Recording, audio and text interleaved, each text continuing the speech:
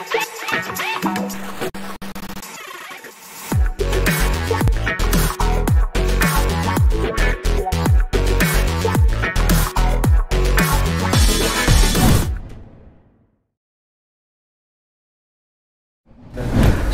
warahmatullahi wabarakatuh. Waalaikumsalam warahmatullahi wabarakatuh. Teman-teman, kali ini kami menghadirkan Ferry Sukma. Ya, Pak Ferry Sukma ini adalah salah seorang mahasiswa program doktor di UPI ya, di program studi pendidikan umum dan karakter. Nah, Pak Ferry Sukma ini punya obsesi ya, ingin melahirkan satu teori baru. Ya, bagaimana sebetulnya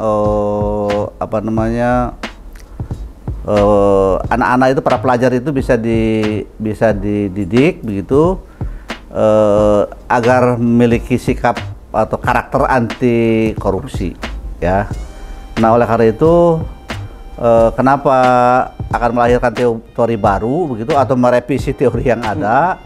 Oleh karenanya beliau ini adalah akan riset menggunakan grounded theory. Nah, sebetulnya seberapa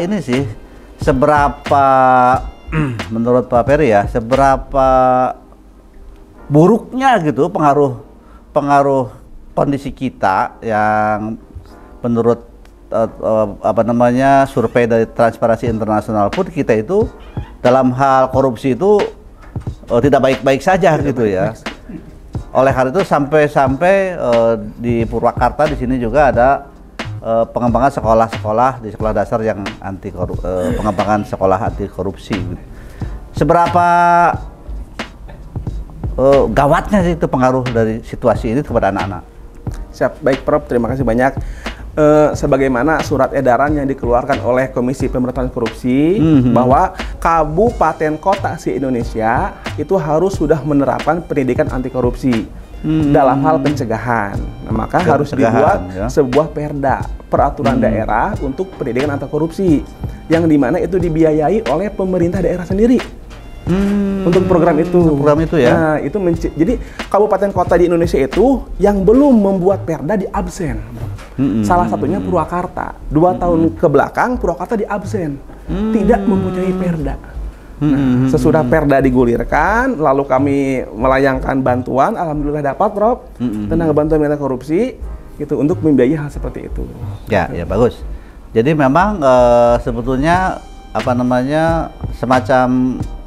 semacam kepedulian ya, bahwa setiap kabupaten kota itu memang harus mengeluarkan perda pendidikan anti korupsi sehingga diimplementasikan di sekolah, dimulai di sekolah dasar. Gitu. Apa yang dilakukan oleh sekolah model itu dalam rangka pencegahan atau dalam rangka pendidikan anti korupsi itu apa yang dilakukan? Dari KPK bahwa yang ditanamkan di sekolah itu adalah 9 nilai anti korupsi. Oh, jadi yang ditanamkan tuh itu 9 nilai anti korupsi ya. Jujur, berani, tanggung jawab gitu. Itu diintegrasikan ke dalam kurikulum di sekolah. Ya, ya artinya memang bukan hanya diajarkan oleh salah seorang ya, tapi diintegrasikan dalam kurikulum sekolah. Nah, kaitannya dengan pengembangan pembelajaran tematis dengan model tutor itu gimana itu? Kaitannya dengan usaha pembinaan atau pendidikan anti korupsi. Jadi guru mengajar melalui mengintegrasikan nilai-nilai anti korupsi kepada silabus dan kepada RPP ditanamkan. Namun pas di lapangan di ruangan pembelajaran tetap siswa itu merujuk kepada salah satu agen perubahan. Oh, yang tadi itu yang namanya anti corruption student agent itu ya. Oh iya. Jadi ada siswa-siswa yang jadi agen perubahan. Agen perubahan. Itu kalau di sekolah Pak Ferry siswa kelas berapa saja atau berapa banyak? Atau tiap kelas ada? Tiap kelas ada, itu paling banyak 2 orang. Karena sekelasnya hanya 20 siswa, Bro. Oh, jadi tiap kelas itu ada agen-agen. Ada agen-agennya gitu. Apa yang dilakukan agen sehari-hari di samping seperti biasa teman-teman lain?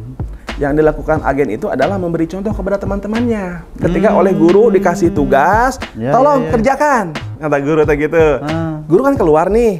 Lalu ada siswa, Niron. Nah, nyontek. Agen itulah yang akan mencegah hal seperti itu. Iya, benar gitu ya. Sip. Oke. Nah, sementara ini ya dalam rangka pencegahan lewat pendidikan anti korupsi itu teori yang bagaimana yang dianut sehingga oleh Pak Peri itu akan diulik itu tuh ya teori itu tuh, sehingga kan kalau grounded teori mah justru mengground ya, menyelam ya ke dasar samudra begitu, mencari persoalan-persoalan menggunakan teori lama itu teh, menyelamnya itu. Ah, kan pasti ada onak duri itu, ada persoalan-persoalan, nah, bikinlah teori baru. Nah sekarang sementara ini teori apa yang dipakai oleh Pak Peri itu untuk menyelamnya? Teori yang dari peer tutor itu, Prof. Oh, yang dari itu. Gimana katanya teori peer tutor itu? Tesisnya gitu atau pernyataannya gimana? Jadi peer assisted tutor itu, yang tutor sebaya itu, bahwa siswa dipilih oleh guru tersebut sebagai siswa favorit untuk memberikan contoh-contoh kepada siswa yang lainnya. Jadi dilatih siswa tersebut oleh guru dan bisa ditampilkan ketika pas acara upacara bendera, kegiatan di sekolah. Gitu. Jadi teori itu ya peer tutor assisted. Nah, jadi sekarang diteliti, diselamin gitu, apakah berhasil tidaknya, makanya dicatat luar dalamnya, kemudian nanti justru bisa bikin teori baru. Mungkin teori baru tuh merevisi atau mungkin juga mengganti sama sekali kan gitu. Nah, yang paling dipantrang ya harus dicegah dari seorang peneliti grounded teori adalah parrot-like. Tahu parrot-like itu membeo. Wow, itu sangat dicegah ya. Oleh karena itu nanti Anda pun juga harus benar-benar eksternalitas, harus benar-benar seperti orang yang ini ya, orang orang yang memandang objektif. Oleh karena itu memang sebaiknya jangan di sekolah sendiri.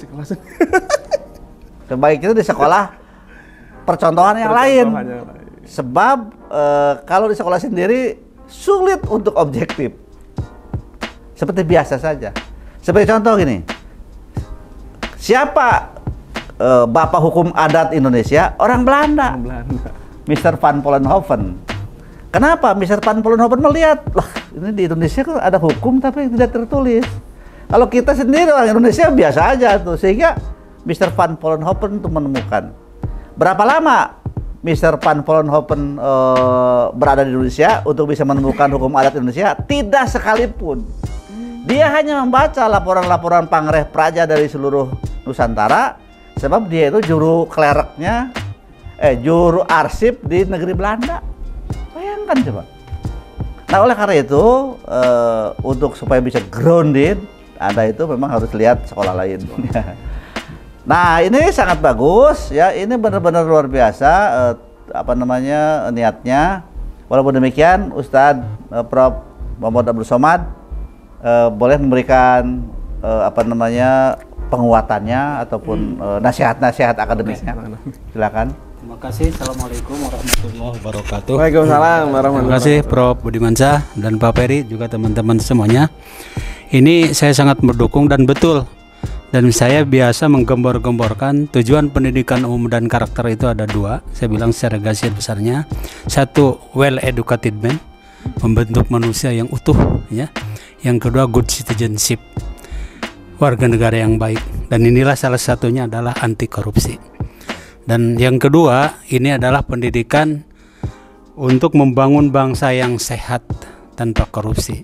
Sebab dengan tidak berkorupsi, masyarakat ini atau bangsa ini, apalagi pimpinannya, ini luar biasa, nanti akan menjadi baldah thayyibah warabun ghafur. Yang ketiga, semoga cepat jadi dokter dan mudah-mudahan jadi ketua KPK.